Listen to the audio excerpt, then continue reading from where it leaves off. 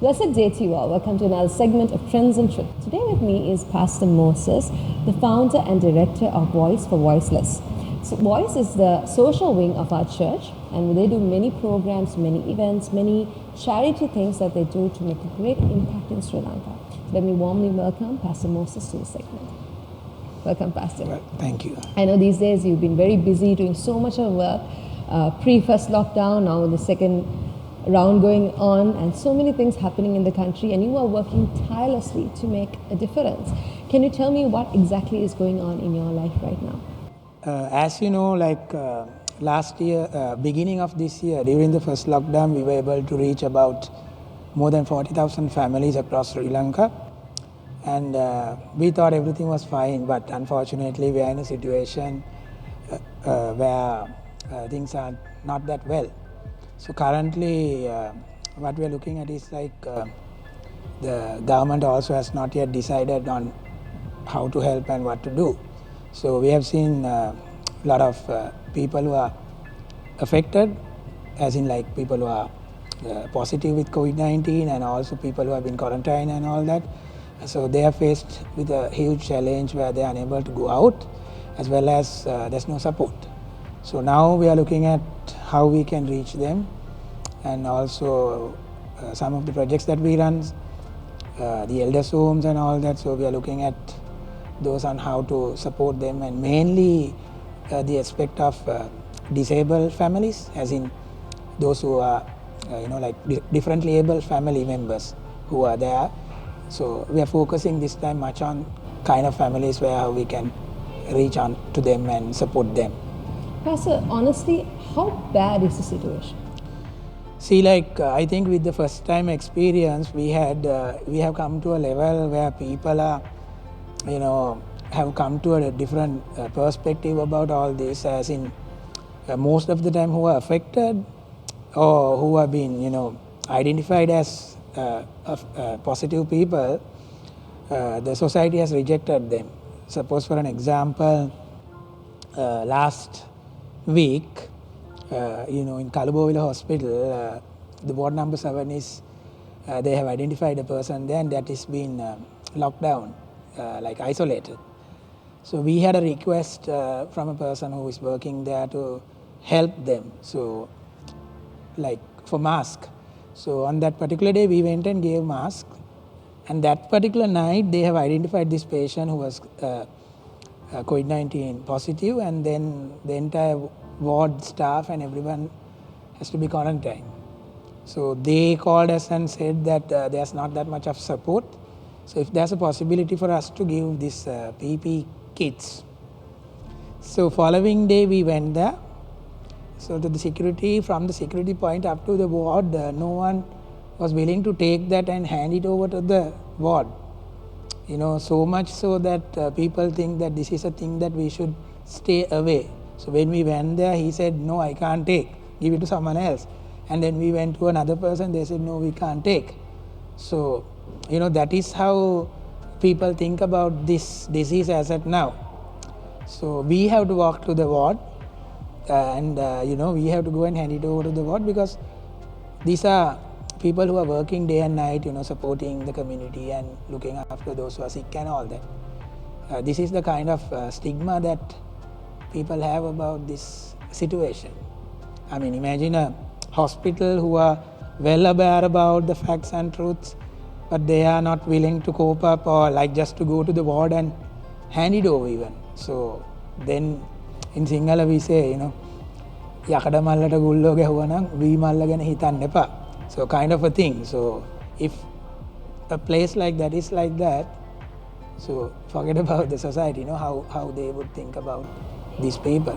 It's quite heartbreaking, as you say, Pastor, when you hear how the reality actually is behind the scenes, because you see it day in and day out. And we obviously know that you and your team has a great heart to serve, and you go out of your way and you go that extra mile. However, doing ministry like this doesn't come cheap. I'm sure it's very costly, trying to accommodate everyone's need, to meet every need, and trying to make sure that everyone gets the very best.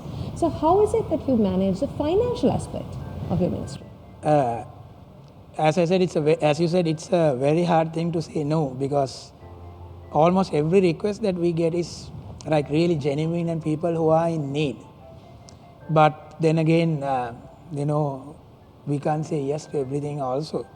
But right now, as I said, what we are mainly focusing is on people whose family members are in hospital or who have been taken for quarantine and all that kind of families are the main priority that we are helping as of now. Also, family members with disabilities. So those are the two main aspects that we are looking as at now. But like last lockdown, a lot of people helped us.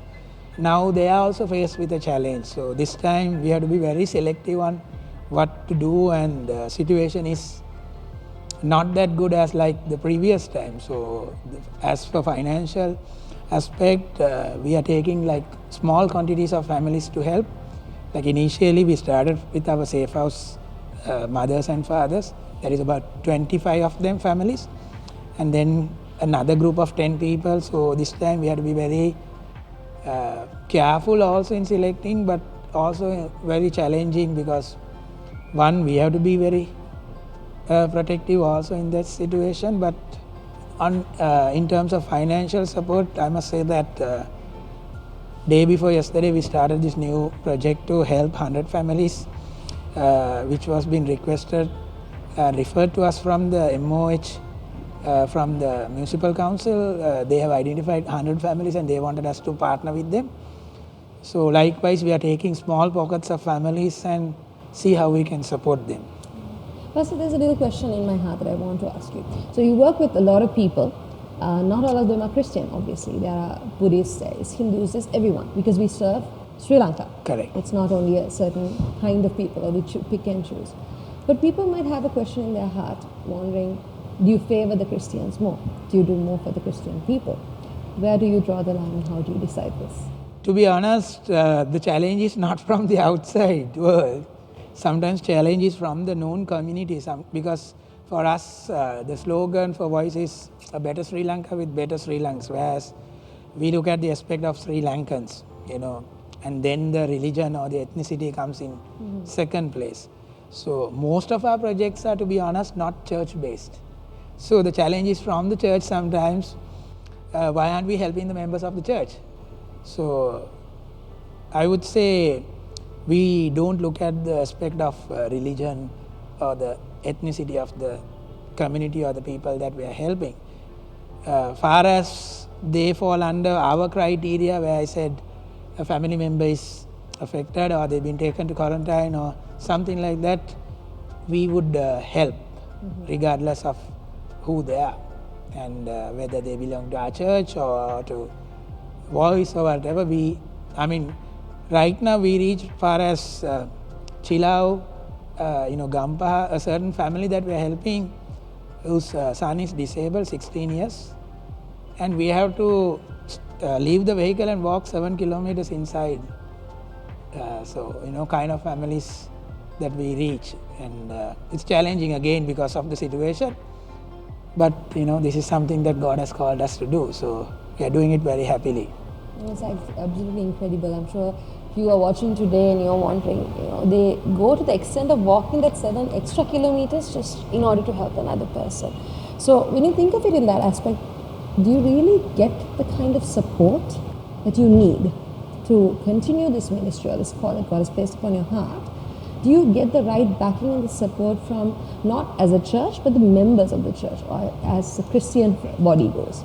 Yes, I would say when it comes to the financial support and the other support in terms of going out and all that, I would say that church has been the pillar of strength. To be honest, some of them have not. They don't want to mention their names, but I must say that a lot of church members who have been secretly helping us to a great extent in terms of all this support. Now, these elders' homes that we run and some of these people whom we are supporting are being sponsored by church members. So I would say in terms of leadership, yes, we have got. Also, I'm very happy to say and want to thank members also that they have been a great strength to us.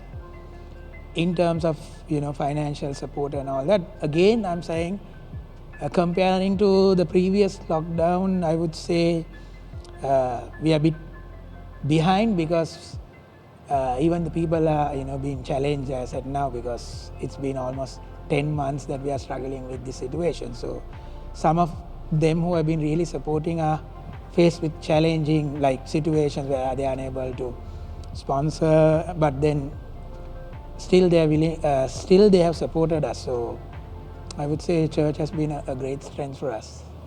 It's beautiful, Pastor. Pastor, maybe there's a viewer watching today who has a heart to support Voice and who want to go the extra mile. How do they do that? What is the next step that they're supposed to take? See, many of you know me, and we also have a website, v4v.org, and also we are on Facebook, Voice Foundation. So you can reach us through Facebook or through our website, or just can talk to me, or just call us and see how we can support. Because one of the greatest challenge that we are facing as it now is we can't go to the community.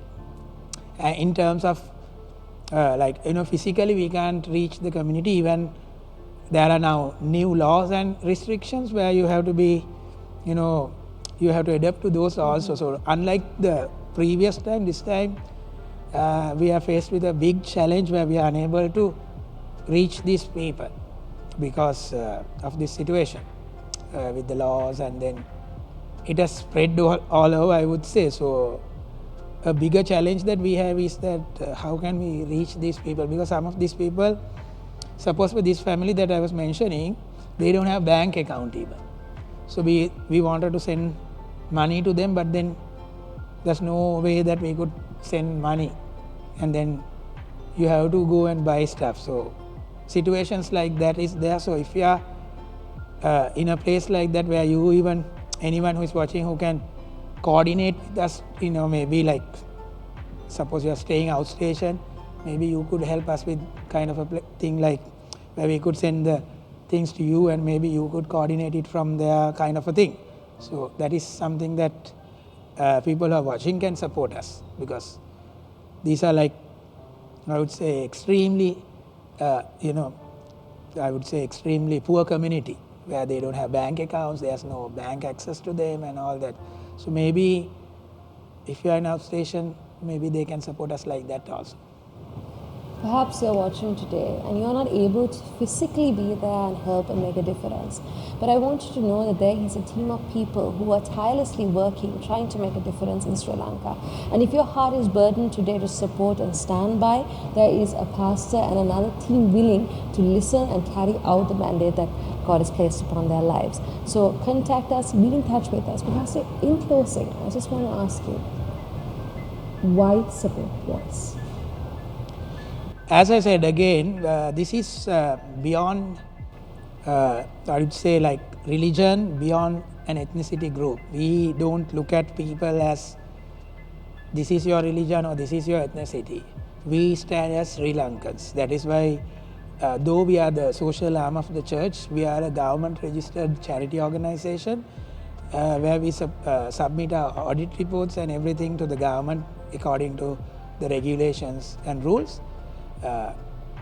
We are, as I said, we don't look at people as ethnicity group or a religious group. We look at people as Sri Lankans, and where we are encouraging people, I would say this, Sri Lankans, we are a group of people where every calamity or every disaster, we as a nation, we as a group have stood up to help each other. If you look at the generosity list of the world, we are in the first top 10 comparing to 214 plus countries. Sri Lanka is in the top 10. So we are a nation, we are a group of people who are generous.